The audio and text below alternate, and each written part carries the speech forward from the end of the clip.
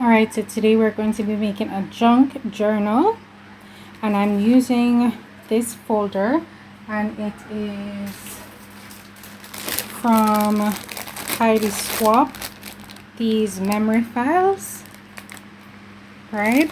And I love to use them. This one has 3 pattern. I have another pack.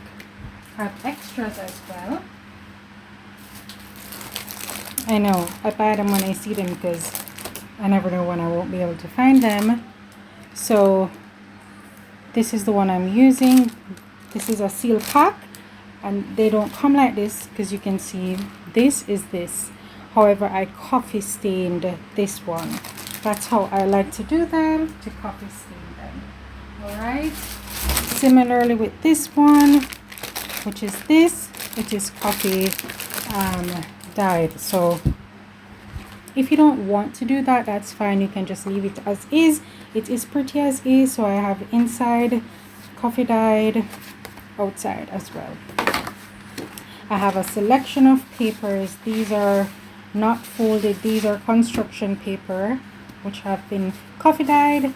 Regular paper, coffee dyed. This is some of my printable white copy paper.